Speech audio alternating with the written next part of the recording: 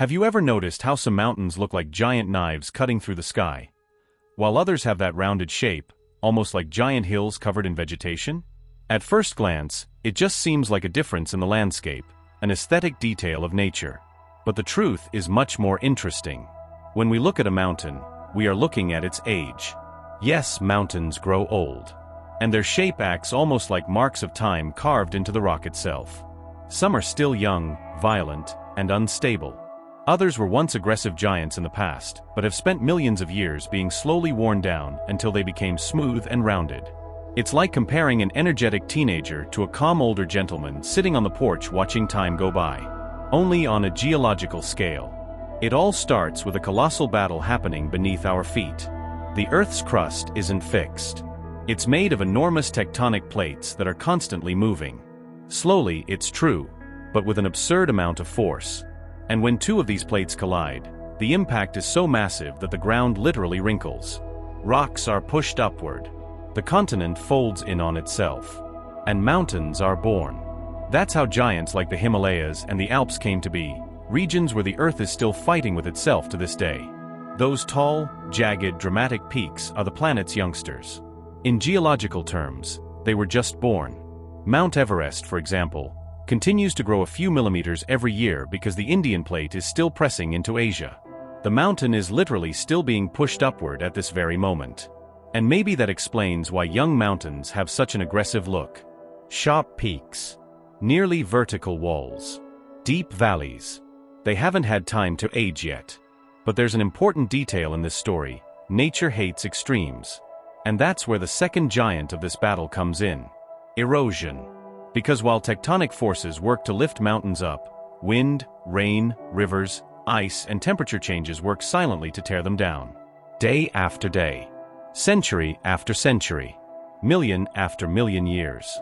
Ice gets into rock crevices, freezes, and slowly expands, breaking off entire chunks of the mountain. Rain washes away sediment. Rivers carve out valleys. The wind acts like giant sandpaper wearing down exposed surfaces. Earth creates, and time wears away. It's almost an endless dispute between construction and destruction. And time always wins. That's why very old mountains have completely different shapes. Take the Serra do Mar in Brazil or the Appalachian Mountains in the United States as examples.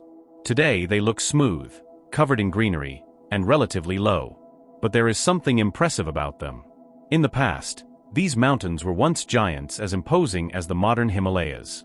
But they have had hundreds of millions of years of being sanded down by nature. Time removed the sharp peaks. It wore down the cliffs. It turned violent precipices into smooth landscapes. It's as if the Earth used cosmic sandpaper for entire eras.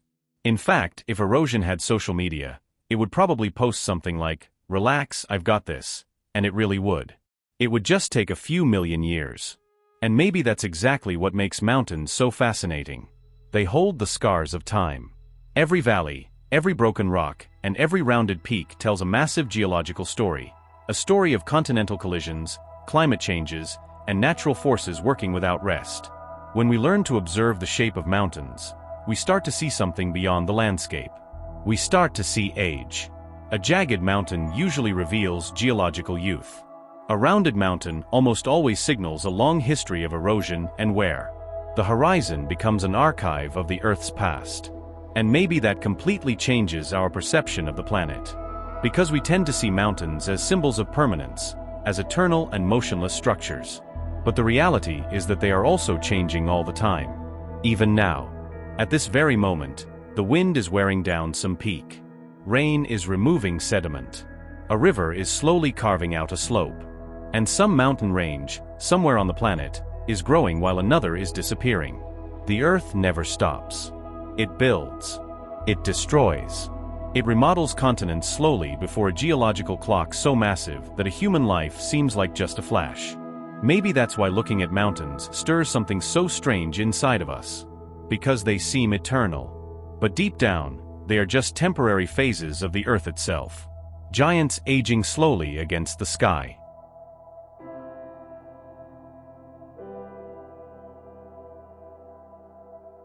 Now let's talk about the elderly mountains.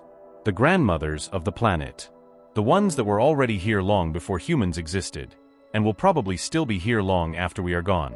While young mountains impress us with their height and aggression, ancient mountains tell a different story. A story about time. A lot of time. Because if jagged mountains are the raw result of tectonic force, rounded mountains are the silent triumph of nature's patience. When a mountain range stops growing, because the collision between tectonic plates slows down or simply ends, it loses its main defense. From that moment on, a slow and inevitable battle against erosion begins. And unlike the violent explosions that create young mountains, erosion works in silence. Unhurried, but never stopping. Imagine rain and wind working like infinite sandpaper passing over the rocks for millions of years. It doesn't seem like much in the short term, but on a geological scale, it is devastating. In young mountains, the cliff faces are so steep that water rushes violently down the slopes, ripping away stones, triggering landslides, and carving out deep valleys. It is a raw, unstable, and dangerous environment. In ancient mountains, however, everything changes. The terrain becomes smoother. The slopes lose their steepness. Gravity can no longer rip away giant blocks of rock so easily. And bit by bit, that dramatic landscape begins to transform. The sharp peaks disappear first. The jagged edges are slowly worn down. It is exactly like a stone being sanded repeatedly until it becomes smooth. In fact, nature basically invented the before and after millions of years before the internet even existed. And perhaps the most interesting part is realizing that erosion doesn't work alone. There is another extremely important character in this process: life.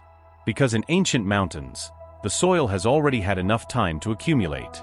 And where there is soil, vegetation begins to take over. Trees grow.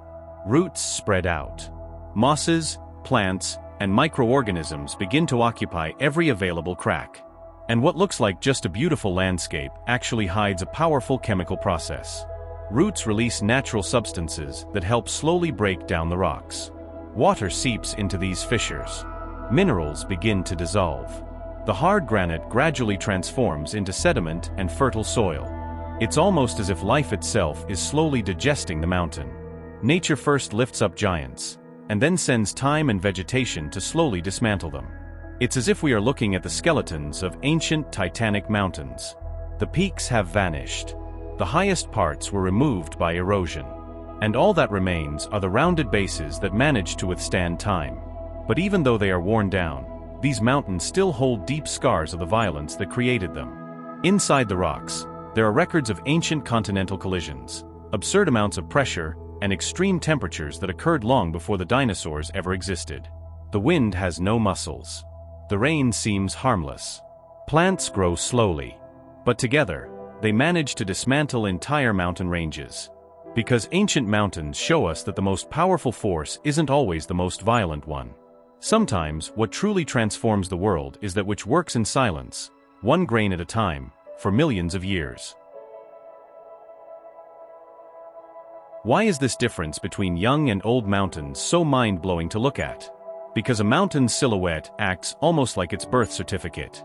It is one of the most accurate indicators geologists use to understand exactly when that formation emerged.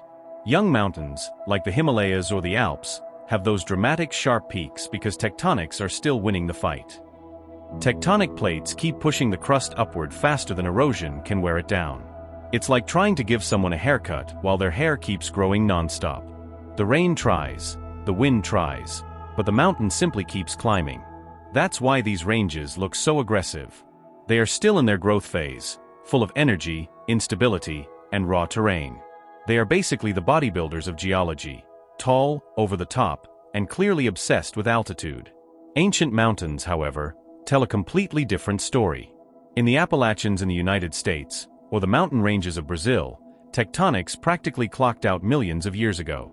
And when that happens, erosion finally takes full control of the situation. From that point on, a slow, silent, and extremely efficient process begins. The rain wears it down. The wind corrodes. Rivers carry away sediment. Roots break the rocks from the inside.